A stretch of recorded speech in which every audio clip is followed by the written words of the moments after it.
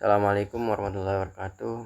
Perkenalkan, nama saya Ilham Arifin dari kelas STAN 3B. Di sini saya akan menjelaskan sedikit tentang jurnal lahan marginal dan jurnal lahan kritis. Pertama, pengaruh pemberian polikrilamida atau PAM terhadap laju erosi pada bedengan yang diukur dengan metode geodetik dan beberapa sifat fisik tanah di tanah ultisol. Mengapa disebut lahan kritis? Jurnal ini disebut lahan kritis karena erosi tanah yang terjadi pada ultisol, yang merupakan jenis tanah dengan karakteristik rendahnya kandungan bahan organik, reaksi masam, dan akumulasi liat. Erosi dapat menyebabkan kehilangan massa tanah yang signifikan, mengurangi kesuburan, dan meningkatkan aliran permukaan, yang pada gilirannya memperburuk kondisi lahan. Upaya yang dilakukan untuk memperbaiki masalah yaitu adalah dengan menggunakan teknologi konservasi tanah melalui aplikasi polikrilamida atau PAM. Pemberian PAM bertujuan untuk meningkatkan kemantapan agregat tanah, memperbaiki ketahanan tanah terhadap pukulan air hujan, serta meningkatkan porositas dan kemampuan tanah dalam menyerap air. Hasil penelitian menunjukkan bahwa penggunaan PAM dengan dosis tertentu dapat secara signifikan mengurangi laju erosi tanah dibanding dengan tanpa pemberian PAM.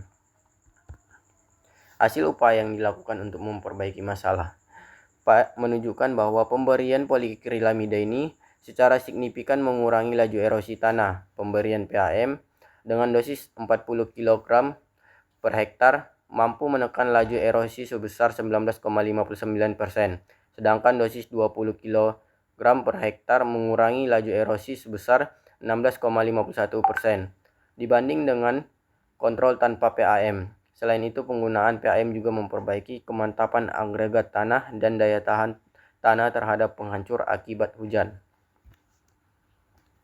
Kesimpulan dari jurnal ini adalah bahwa erosi tanah pada lahan ultisol dapat diatasi dengan penggunaan polikrilamida yang terbukti efektif dalam mengurangi laju erosi dan meningkatkan kemantapan agregat tanah. Pemberian PAM dengan dosis yang tepat, yaitu 40 kg per hektar, memberikan hasil yang terbaik dalam menekan penurunan tinggi bedengan dan laju erosi dibandingkan dengan perlakuan tanah tanpa PAM. Oleh karena itu, penerapan teknologi konservasi tanah secara PAM sangat penting untuk menjaga keberlanjutan dan produktivitas lahan pertanian yang kritis.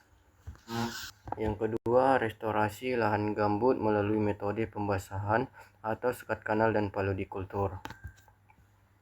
Mengapa jurnal ini disebut sebagai jurnal lahan marginal?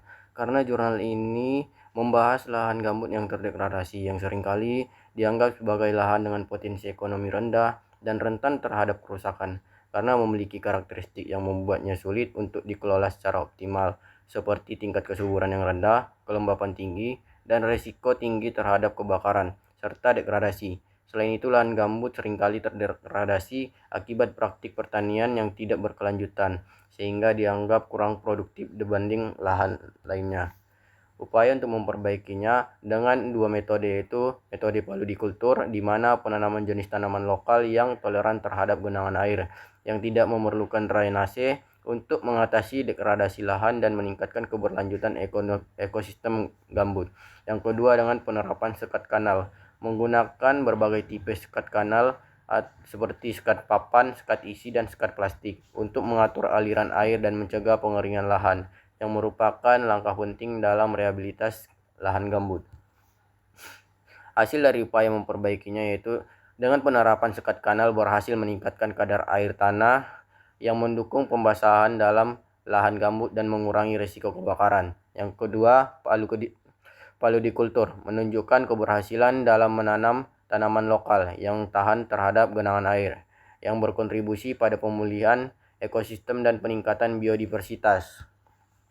Adapun kesimpulannya yaitu upaya rehabilitasi dan restorasi lahan gambut melalui metode penyekatan kanal dan paludikultur terbukti sangat efektif dalam meningkatkan ketinggian muka air tanah, mengurangi emisi gas karbon, dan mendukung keberlanjutan ekosistem.